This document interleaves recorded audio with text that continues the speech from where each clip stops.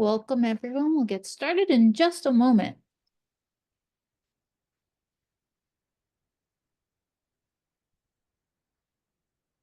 We are so excited to have you here for the Grade Decision Intelligence Demand Trend webinar. This is your insider's guide to understanding labor market trends, evaluating programs with real-world data, and our favorite part, at least my favorite part, debunking some of the biggest myths about program prioritization. Leading today's session is Bob Atkins. He's our founder of Grade Decision Intelligence and the best-selling author of Start, Stop, or Grow. Bob has helped countless colleges navigate complex program decisions with clarity and confidence. And today, he's here to share key insights to help you strengthen your institution's programs and strategies. We are also thrilled to welcome our guest, Quinn Kohler, as a panelist. Quinn is a highly skilled problem solver in higher education, bringing expertise in accreditation, activity-based costing, program review, and more. As the Director of Institutional Effectiveness, Accreditation, and Academic Assessment at Utah Valley University, Quinn brings a creative and resourceful approach to tackling higher ed challenges, and we're very lucky to have him here today. There are a couple of housekeeping notes. If you have any questions, drop them in the Q&A box at the bottom of your Zoom screen. We'll get to as many as we can. Do you want to replay? You'll definitely get a recording and slides in your inbox soon. So let's connect. Our great team will be available in the chat throughout the session. Now, Bob, let's dive into the real data shaping the future of our industry. Thank you very much, Marianne, for the kind introduction. And today I will indeed be talking about the demand for higher education programs. And two sides of that. One is what do students want, and the other is what do employers want right now. So let's take a look. I have to admit, we're going to start with a brief description of PES. Hands raised or in the comments field if anybody knows what a PES is, but if not, I'll explain that. And then we'll talk about student demand, employment, and I'll hand it off for Quinn to do an economics case study on how Utah University uses this information, Utah Valley, excuse me, University uses this information to make decisions, and importantly, to influence its legislature as well. So what's a PES? Well, PES is a program evaluation system. And briefly, a program evaluation system is way more than just data and software. It starts with your mission. It includes academic standards. It includes data on your markets, and that's where we'll spend our time today. And it covers margins. And many of you may ask, why are we talking about margins? This is academia. We're not here to make a profit. The answer is margins fund mission. So, and there's always going to be programs that are small that may not cover their full costs. That's fine, but you need enough healthy, financially productive programs to cover the margins for those smaller ones that may not be able to stand on their own 2 feet financially. And that kind of cross subsidy is normal and appropriate as long as the programs are getting subsidized or mission aligned. So in addition to the data, you need to engage the right people, provide them with the right information, and enable them to effectively discuss and evaluate programs together. That together part, we think, is hugely important for 2 reasons. 1, people feel heard. 2, the arguments that need to be made around a program, and I mean that in the analytical sense of an argument, not in the heated type of meaning. The arguments get made, people can hear them and react to them and reach a decision in real time. So when we do this, we use workshops, and it takes the process of deciding about whether to launch a program down from a couple of years to a couple of days.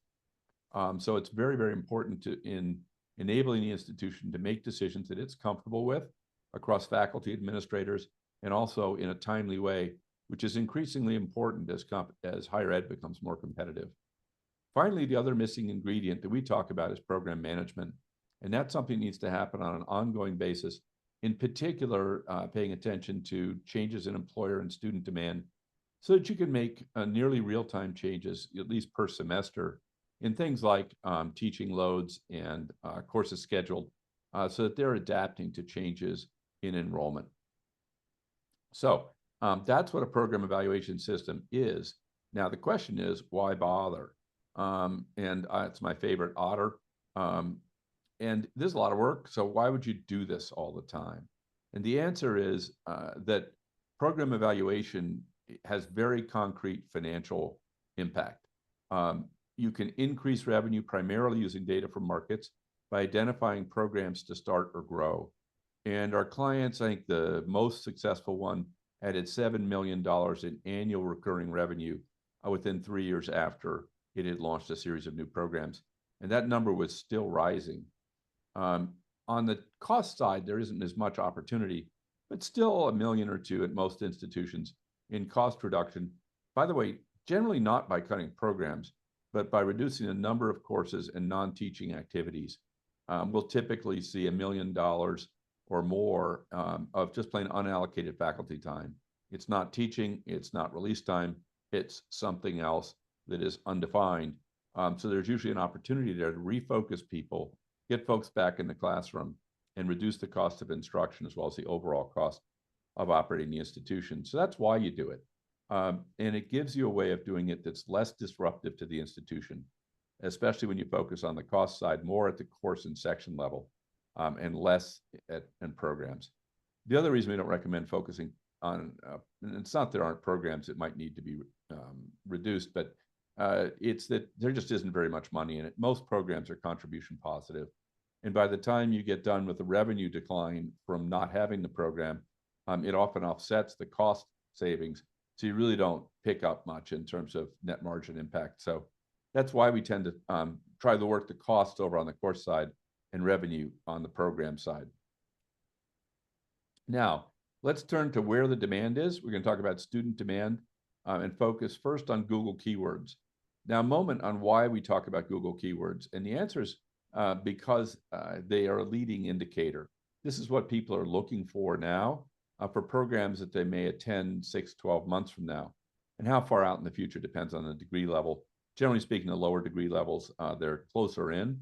The higher degree levels, they may be 12 to 18 months out from the time they start searching till they actually enroll in a school. So what's going on here? First, let me give you a hand in interpreting the chart. The dark, well, now it's going to say the medium blue is 2024, the light blue is 2025, and the dark blue is 2023. I apologize for not making the order more logical, but it goes from 2023 to 2025, left to right. So what we see in this particular chart is right now it's up 18%, which is not shabby. But you'll notice over here on the right-hand side of the chart, there's actually up quite a bit more late July, August, September. That's actually a 51% average increase in these months. So the rate of growth in Google search volumes tapered off a bit, but still very healthy at 18%. The cost, however, has been high, and it's over $14.50 per click, and it's up slightly year over year. Please keep in mind that $14.50 per click translates into almost $1,450 per student. So that's not inexpensive. And it can be, if anything, that's a low estimate that would assume approximately 1 out of every 100 clicks converts to a student. And in all likelihood, the number's really 2 to 4 times that. So buying people through the Google channel is fairly expensive. And what may seem like a minor increase can become quite material when you adjust it for the number of students that ultimately result from a click. So what's going and what's growing? I was a little surprised to find that everybody wants to go into dismal science this month. So January 2025, unit growth. So this month, the month of January, was up 328,000 searches from the same month a year ago for economics programs. Pretty robust growth for such an analytical program. Then we see public administration and one kind of other program, aviation and aerospace, up almost 90,000 searches. We have only two health programs here, excuse me. Public health at over 100,000 and clinical psychology at almost 82,000. Education, 2 programs on our list, education general with close to 150,000 searches and public health general with a little over 100,000 searches. So the leader here in terms of number of programs is actually business, which is not surprising given how many programs end up being business focused. But HR, for some reason, is up substantially, 160,000 searches. Finance, consistent with economics, kind of a trend, up 125,000. And business administration management, up 92,000. And I'm going to highlight that one because business has been pretty flat recently, the business administration program. So seeing some growth there is encouraging. It's actually fairly hard for a university to grow if business isn't growing, because it tends to be the largest program on campus. So it's important that that one is healthy. Now let's shift and talk about not a future indicator like Google, but a more current indicator, enrollment. And you all have heard the controversy that took place around the National Student Clearinghouse and the enrollment data that they published and corrected. We were fortunate in that error was caused by their post-data analytics and cleanup, and we get the data before that. So we didn't have that problem, which is a stroke of luck. Bachelor's programs, though, did decline a bit. I was just looking at this yesterday. Associate's programs are up 3%. So net undergraduate enrollment is up, but it's up in, the bachelor's level's down a little bit. Community colleges are up a bit. We look at master's. It's a different story. After some rapid declines through COVID, we're seeing 3% and 2% growth there in master's programs. Very encouraging for graduate level education. Let's see. So now let's take a look at year-over-year change and what programs are hot and which are not. We've got 2 health programs at the top of our list: registered nursing and health services general. Registered nursing number of students increased 3,700 during this period. Now that's encouraging. I'm guessing that's not on campus full-on nursing programs. That's probably RN to BSN that's growing there. The reason I say that is it's very difficult to actually increase the number of students in a nursing program because it's normally capped by the regulator. So I doubt that is traditional on-campus 4-year nursing programs that we're seeing there. What the growth there is probably resuming the growth of RN to BSN programs online. I'm not certain of that, but that would be my hypothesis. Health services, Allied General, up 950. And then we switch over and look at some STEM programs where we have 4 STEM programs, which is quite surprising. I don't remember seeing this many on the list, quite maybe ever. Mechanical engineering with 2,200 incremental students. Business analytics up over 1,000 students. That's not surprising. We're starting to see that very regularly in our data. Electronics engineering is a growth area, is not one I've heard before. So that's actually very interesting to see almost 1,000 new students there. And chemistry is up 864 students. So some encouraging news here for STEM disciplines in the US. Then we've got business, where we have 2 programs: finance general and accounting. And finally, a couple of other programs: communication general and elementary education and teaching. Now, what's harder to see when you're looking at a list like this is what's not on the list. And there are a couple of programs that are normally here time after time and are not here this time. Computer science dropped substantially. That's typically on our leaderboard. And cybersecurity has been on our leaderboard forever. But this time it missed, but it had 588 students. But as you can see, that's 300 students below the threshold to be in our top 10. So we're seeing a little slowdown in those 2 areas, which honestly is quite surprising. Now, let's take a look at master's level programs.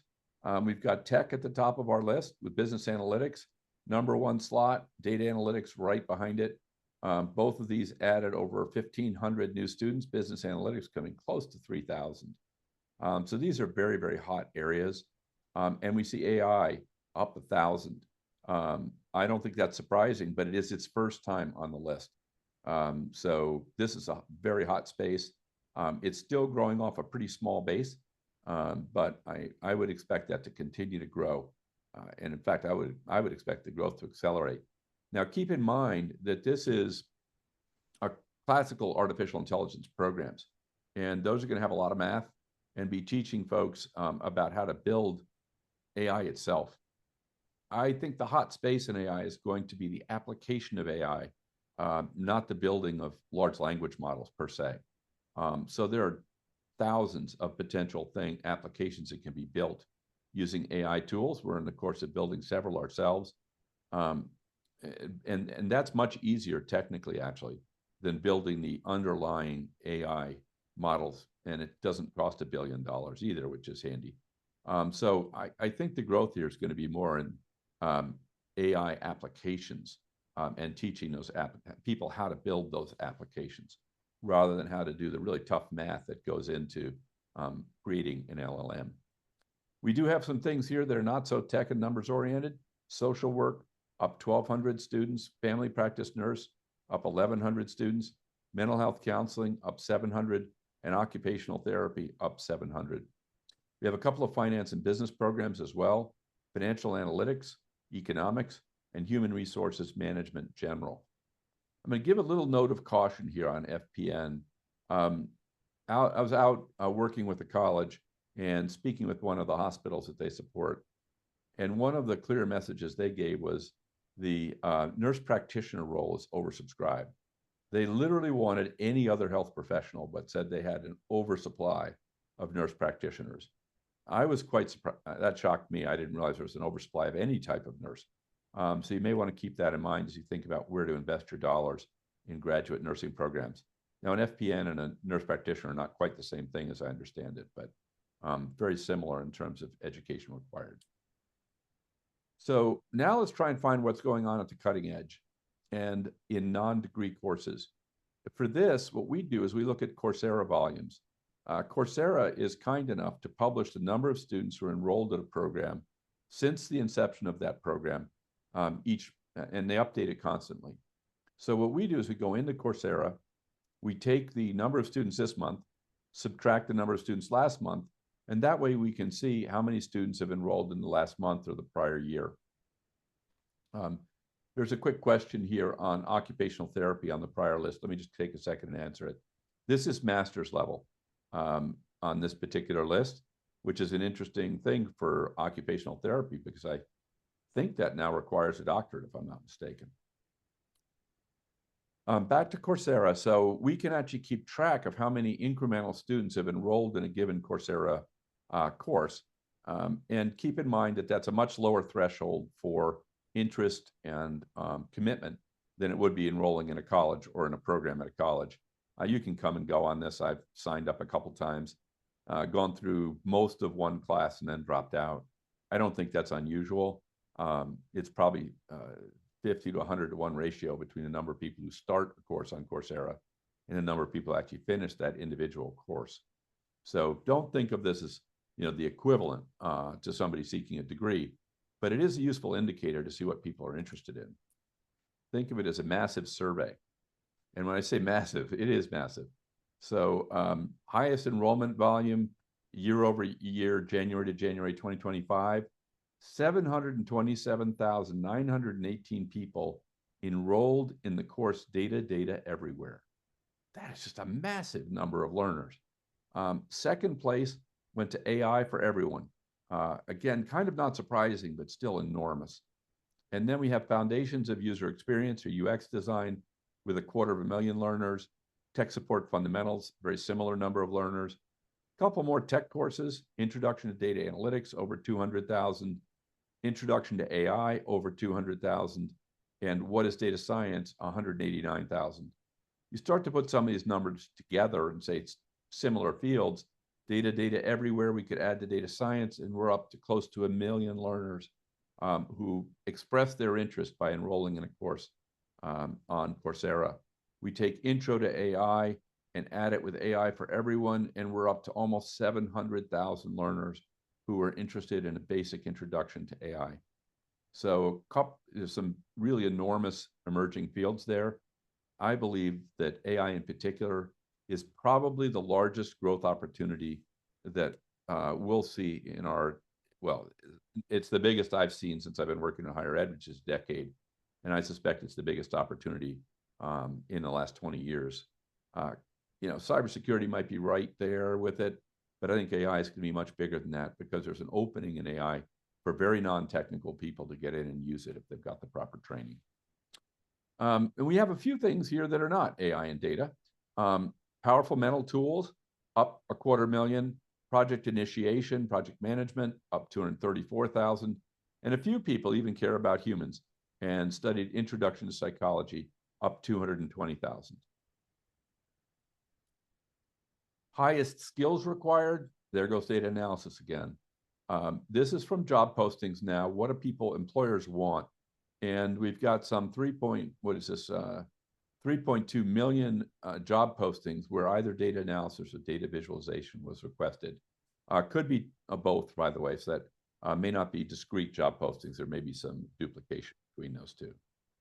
Then we've got SQL up with 1 million job postings, Python, data science, data cleansing, all over 800,000, machine learning and deep learning up over 600,000. And then we have a couple things that, thank God, are not data science or coding, spreadsheets and project management. All right, now let's see what international students are interested in. Bob, before we move on, we do have one question in the chat, if that's okay. And the question is related to maybe 2 slides ago about Coursera. Are these single courses within the given certs? These are single courses. Thank you. We also had a question, what's the source of the skill demand? The source on skills is about 70 million job postings that we've collected, and then we go through and use AI to sort them out and figure out what skills are mentioned. We've got a skills taxonomy now that's fairly clean, so we can map all sorts of crazy things people use to refer to a given skill into a single skill category. So that's where it comes from, is a whole bunch of job postings and then data analytics to figure out what skills are and how many there are.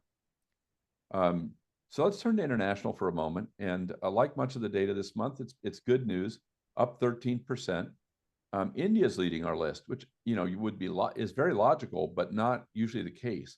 Bangladesh coming in second, followed by Pakistan. Then we have Nepal, relatively small country, in 4th place with 43,000 students, or 43,000 page views, coming from that country. And you can read on down the list. You might well ask yourself, well, why do I really care? Well, one of our clients took this data from our systems, and there's richer data behind us, and ran targeted marketing campaigns into these countries with a combination of the country and the programs of interest in that particular country. And by the way, you can run it all the way down to an individual city. Over the course of 2 years, they increased the number of international students they had from 300 to 1,000. You can imagine what an impact that had on their financials. So you can put this data to very good use. Marketing in these countries is much less expensive than marketing in the US. I mentioned that a lead here on average costs $14 per click on Google. In some place like Nepal, it's going to cost you pennies. So it's very inexpensive to market in these areas. What programs do folks want? Well, internationally, believe it or not, animation comes to the top of the list.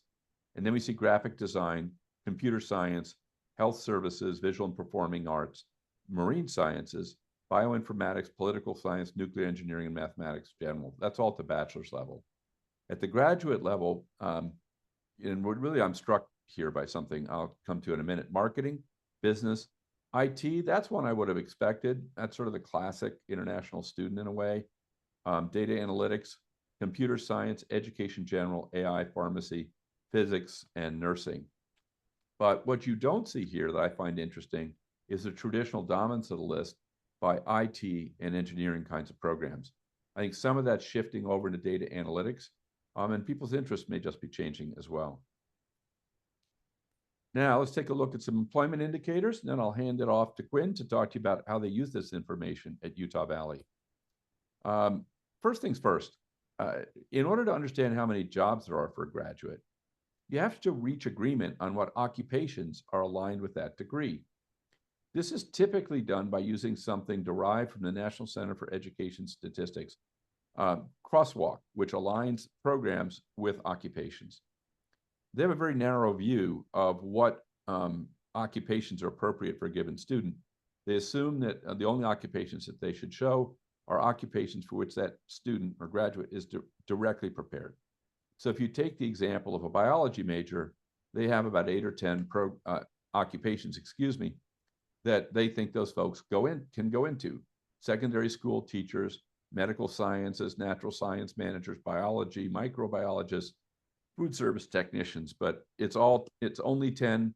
And you can see from this list, we're at about 11,000 total jobs, excuse me, that might be available to biology grads. Well, that'd be pretty grim news if it were true, but it isn't. First, the number one thing over there was secondary school teachers. You might ask yourself, well, what percentage of secondary school teachers are actually bio majors? And the answer is not very many. You're more likely to find bio majors in gen ed, art, music, or mathematics.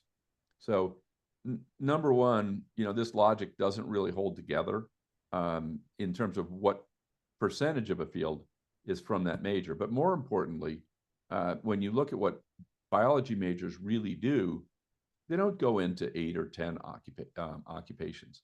They go into some 780 occupations. And that's from data that we have on 541,000 graduates who have just a bachelor's degree in biology and the occupations that they have after graduation.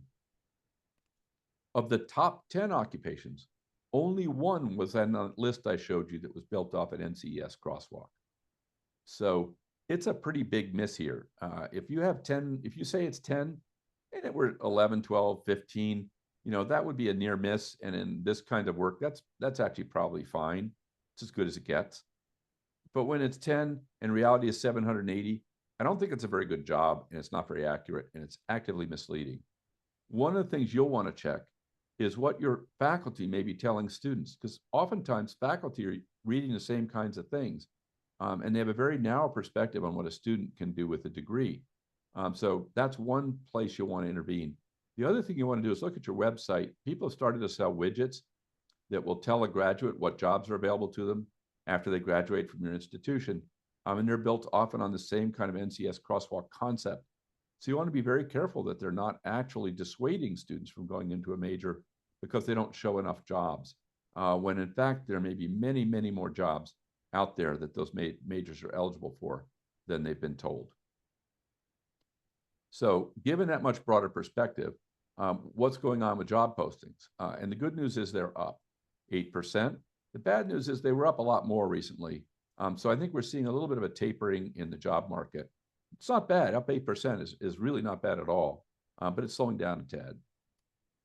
And what kinds of jobs are out there? These are the biggest jobs are actually growing the fastest. General and operations manager, software developers, registered nurses, retail salespeople, and marketing managers all up 3,000 or more. Sales reps up 2,500, and industrial engineers. These are all things that are not only growing quickly, but very large in the first place. Then we have a handful of others that aren't among the largest, but still growing well. Sales managers, financial managers, and elementary school teachers. So the question then becomes, what skills should you be teaching? What's going on here? I'm sorry, my computer seems to be locked up for some reason. Okay, there we go. In terms of skills, 7 of the 10 fastest growing skills were related to business. You can see marketing, Microsoft Office, project management, and finance. We also have analytics and accounting. Computer science, construction were up there. This is all bachelor's level, by the way, and automation. Now, let me stop. I'll come back to summarize, but I'd like to turn it over to Quinn Kohler to talk about his experience at Utah Valley. Thank you, Bob.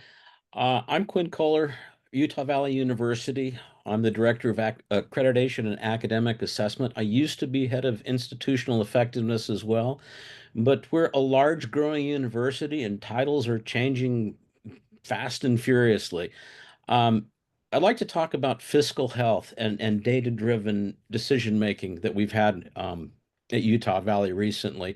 Here's a nice picture of one of the quads on our campus when we have grass that is green. So it's either in the spring or the fall, definitely not the summer nor the winter.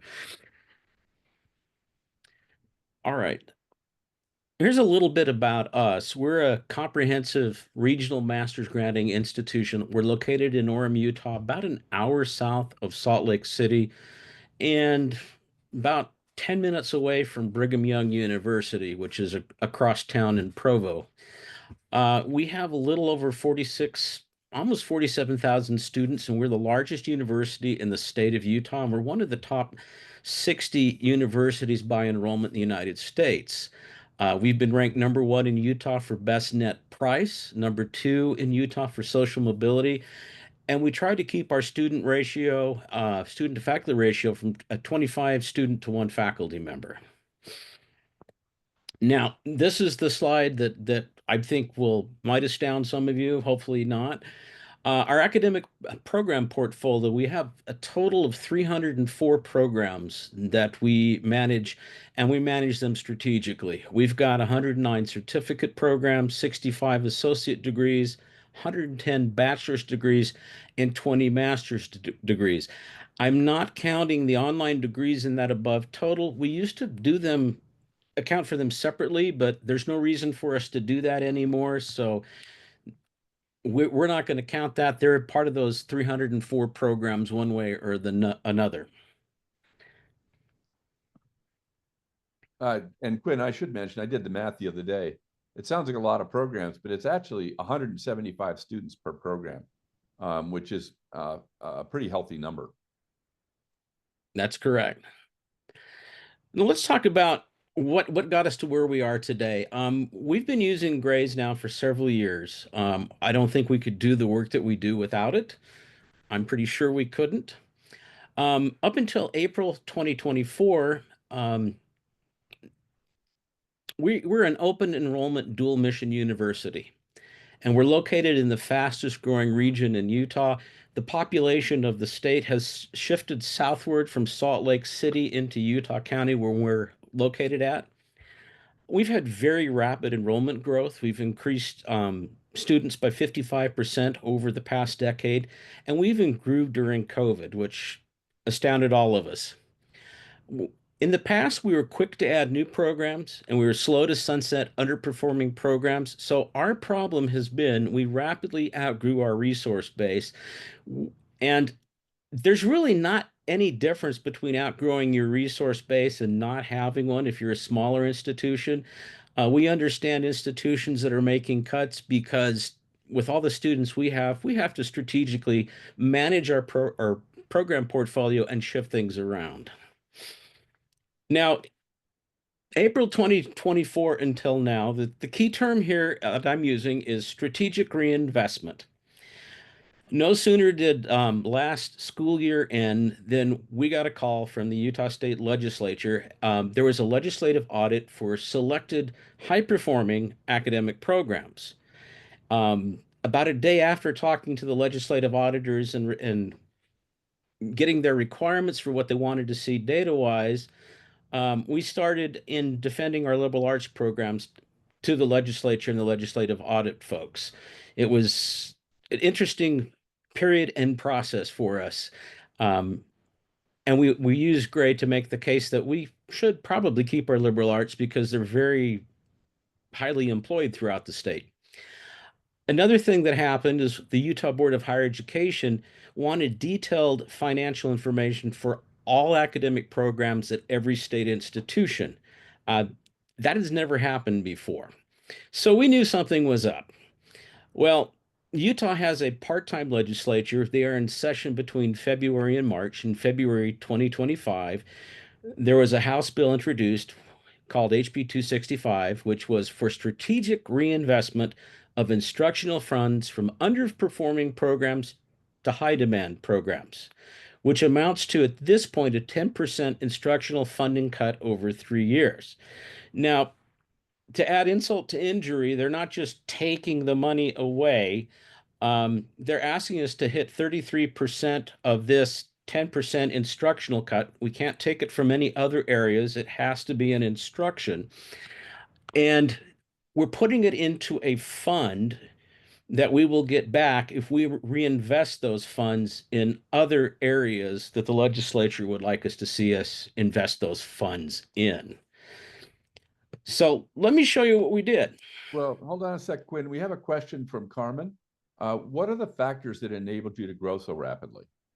We have a very quickly growing population. It's a cultural and religious phenomenon where people tend to have more than 4 to 5 children per family. So we have a lot of young people. We don't see a drop off in high school enrollments in our state for quite some time. And we Awesome. also have a lot of move-ins. Silicon Valley has over this last several years been moving operations into what we call Silicon Slopes, which is within our service region for our university. So we've got a lot of tech employers from the National Security Administration to Facebook to Google to PayPal. If it's a large tech firm, Adobe, you're probably locating in Utah because we have lower taxes, and it used to be a more affordable cost of living, but that's changed recently. And I hope that addresses your question. Terrific. All right. So what we did, Sorry. that's okay. First, we did a nomenclature adjustment. You'll see my quote on the side, FTE hides a multitude of sins. We found that out to be the case with not only our university, but with the entire state system. Everybody has different ways to calculate full-time enrollment. So if you're talking about FTE, you always have to make sure, okay, which one are we using? Which formula are we using? Is it an FTE formula or is it a state mandated formula to calculate workload and resource distribution? What is it? So I co-opted one of our deans during our annual budgeting process to start asking for funds using student credit hours, or SCH. And we started talking about contribution margins, and we've always been talking about instructional costs. Student credit hours are very accurate. You can't hide anything. You've got, if a student sits in a chair in your class for an hour, that's 1 credit hour. If a professor has 30 students in a 3-unit class, that's 90 credit hours that have been taught. So we adjusted the nomenclature. Then we moved on to identifying underperforming courses. And what we did, Quinn, I'm going to stop you. I want to make sure everybody really focuses on this. This is courses, underperforming courses, as opposed to underperforming programs. And as I mentioned earlier, I think there's a lot more money here, typically in efficiency, than you're going to find by trying to make the cuts at the program level. Also, usually less controversial. Back to you, Quinn. that's correct.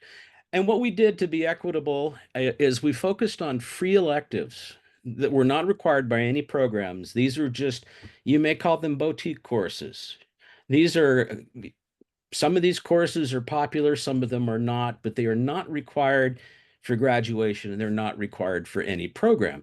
So what we did is we matched Gray's DI economics section level data because we can get down to the individual sections and see how each of them are performing.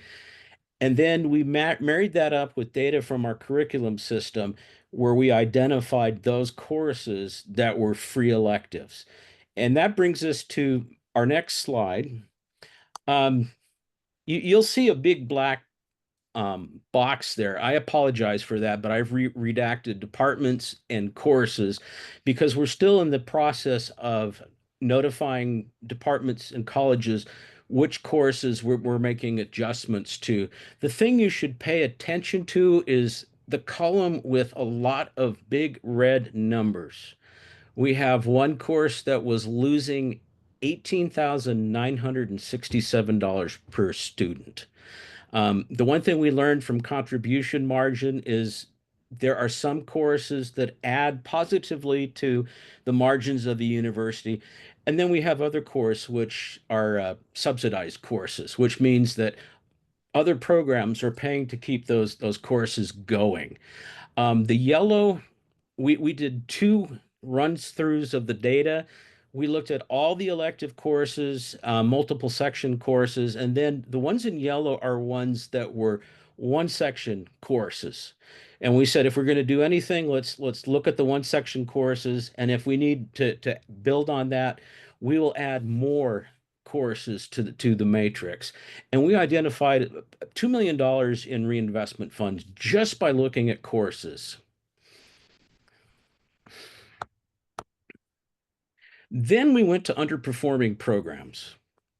Once again, using Gray's economics data, we identified 18 programs, which amounted to only $1.2 million in reinvestment funds. And some of these programs, I have to say, we transferred them to the local technical college, and they're the process of teaching out at the end of this semester and over the summer. The courses, the programs, and the faculty attached to them will likely move to the technical college. Oop. So let me touch on why we partnered with Gray DI and what Gray DI has allowed us to do. We use the economics platform, like I mentioned, to identify underperforming areas and growth areas. We're able to track multi-year trends rather closely and granularly.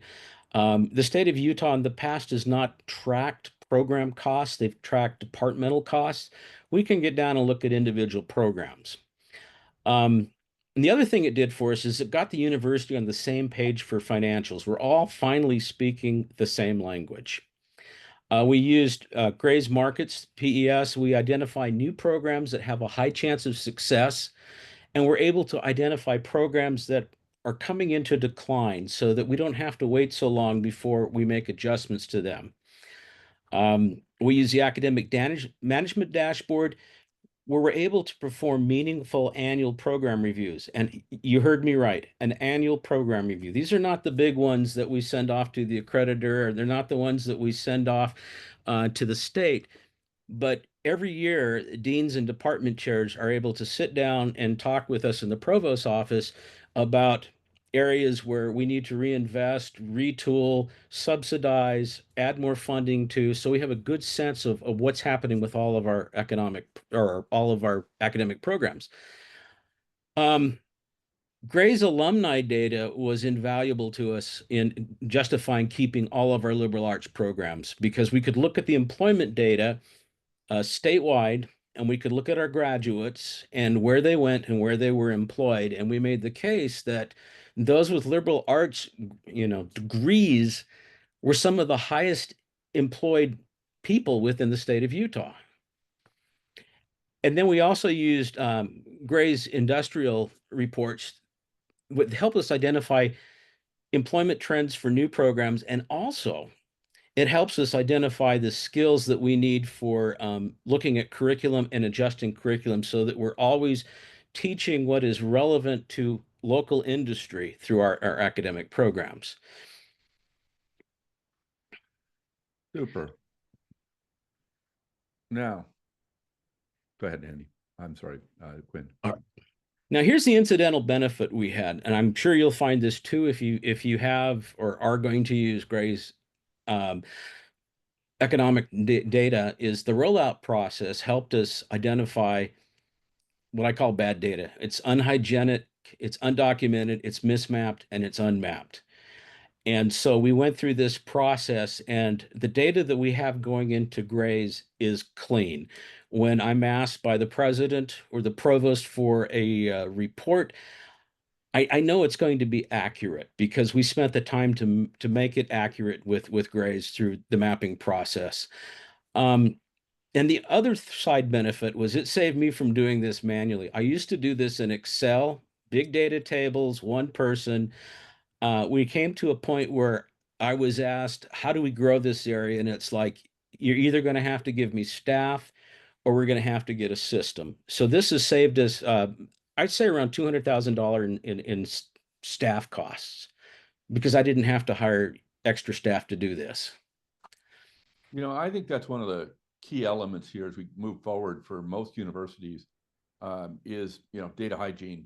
There are lots of things you can do with data. You've talked about a lot of them today, Quinn. When you think about AI as we move forward, AI is going to be critically dependent on your having clean data to feed it. If you give the AI bad data, it's going to propagate that all over your institution and potentially further, with regulators and others who may be able to access it. So getting the data right at the foundation and putting it into databases in a sound structure is really important. We've stumbled over it ourselves here at Gray. we had an AI app, and we got the AI part all done. And then it took us 2 or 3 more months to actually get the data cleaned up and the data structure established that allowed the AI to read it correctly. So keep that in mind. This data hygiene piece, I think, is really, really important as we move into the future. I see a question in the chat about how this is translating from BA to MA. What we're looking at now is 3-2 programs, 3-year bachelor's, 2-year master's. We've seen a growth in our master's programs, and in fact, we're looking at several new programs that we can add. And I'll mention as an aside that by using Grays, we had a program that had flatlined, not by dying, but it hit an enrollment ceiling that it couldn't seem to exceed, and that was our traditional business bachelor's degree. And we used Grays and all the data in Gray DI to take a look at that. And we thought, we don't really need to change much, but we just need to kind of tweak this a little. So we rebuilt the bachelor's degree, including data analytics, other skills that we pulled out from industry reports. And we brought that online, and it was interesting because we lost no students in changing the traditional business degree into a business and analysis degree. And at this point, it's the fastest growing program in the state of Utah. We went from 850 people enrolled in that program to almost 1,300 within 2 years, and that program is still growing. That's awesome. I can't say I really find it rewarding when you all can use our data and get real value from it, both for the university as well as for the students. It's incredibly exciting. Now, before I turn to the summary, let me actually take a second and respond to some of the questions here. So there are questions around margin and some of our terminology. There are 2 terms that we use today that drew questions. One is FTE. That's full-time enrollment, but we also use SCH, student credit hours. Importantly, Quinn mentions a much more reliable basis for comparing things. Everybody knows what a student credit hour is, and so you get much better numbers out if you use SCH. For example, to compare 2 programs' cost, we do that on cost per student credit hour.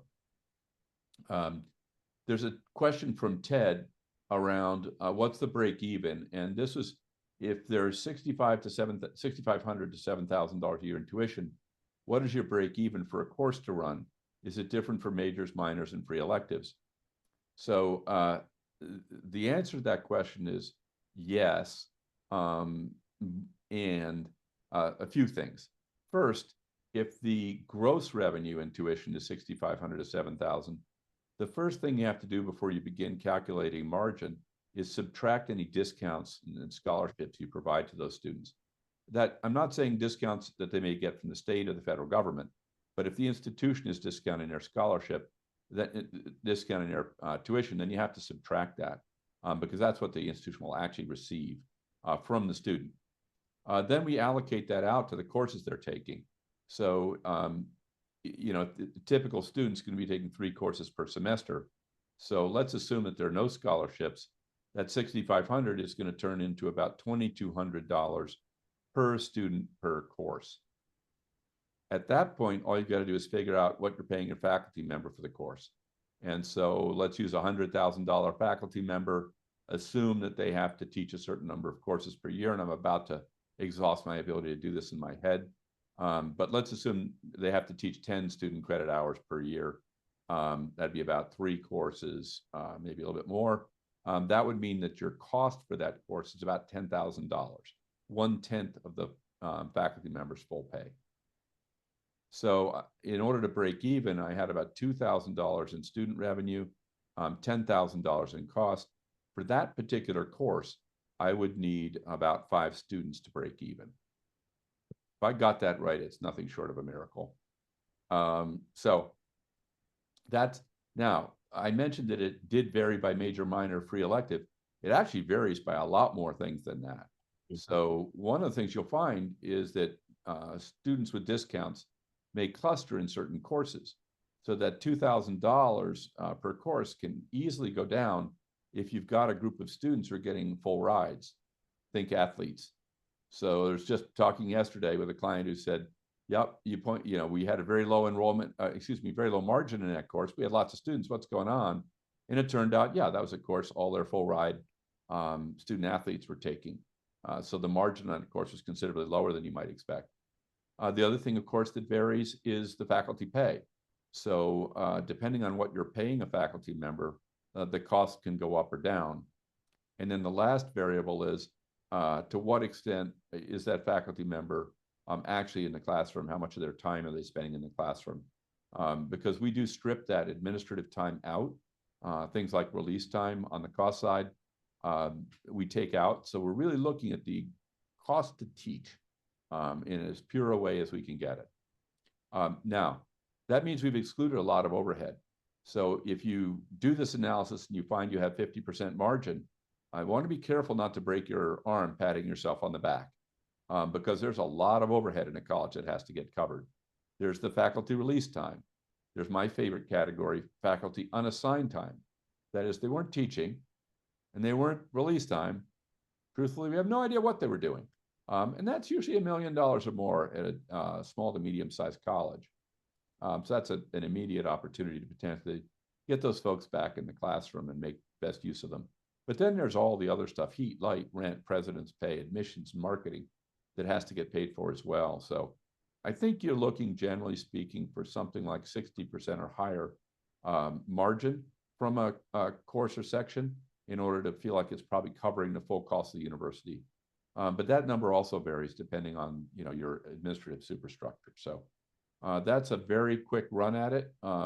Probably not super clear from a verbal explanation. If you'd like to have a little more detail, please do get in touch with us directly, and we'd be glad to do that. Let's see. Let me summarize now, and I'll turn back to any questions after that. So what did we hear? We heard pretty good news overall.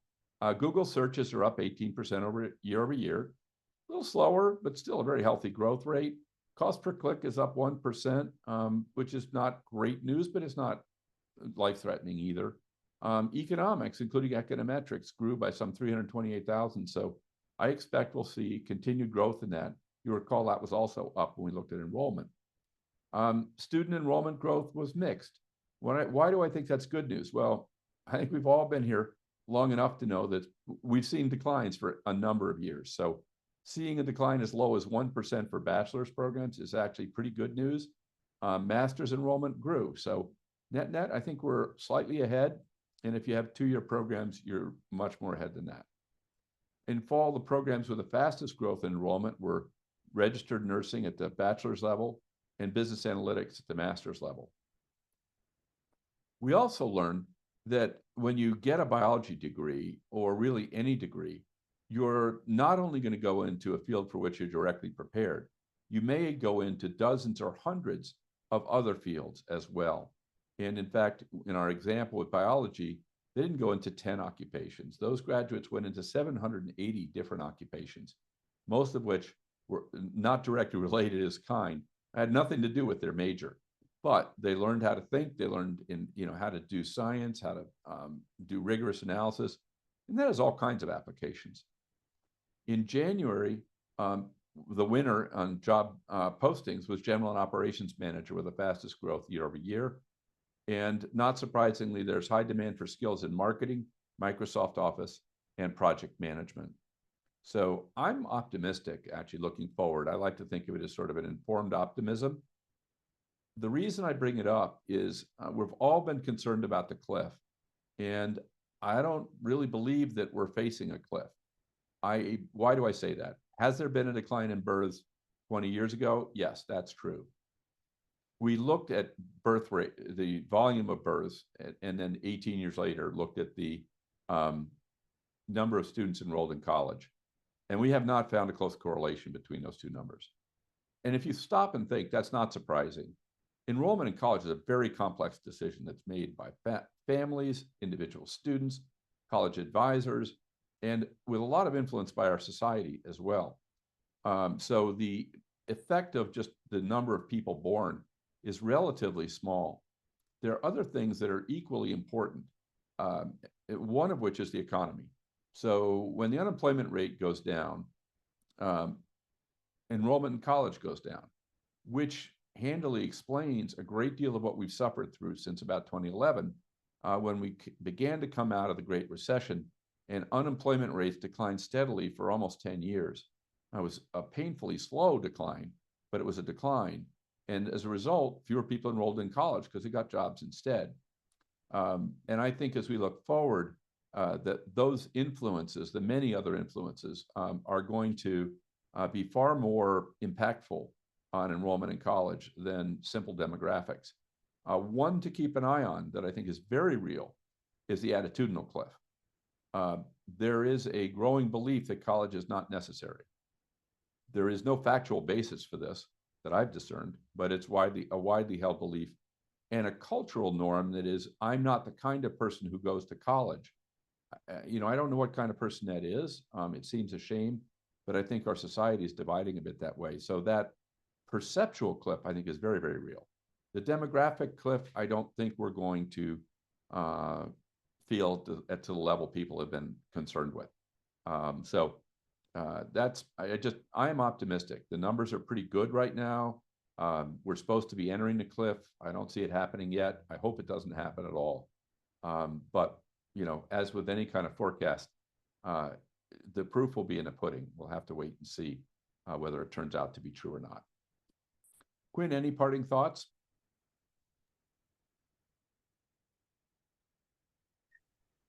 I would just say that the numbers that you have on campus, you need to learn them, you need to own them, because there's a lot of details that you can garner from looking closely at the numbers and applying methodologies like this to what you're seeing.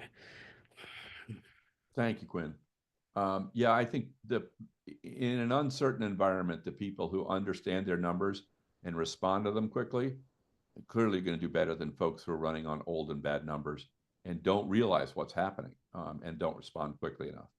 So, well, obviously, I have a vested interest in that perspective as well.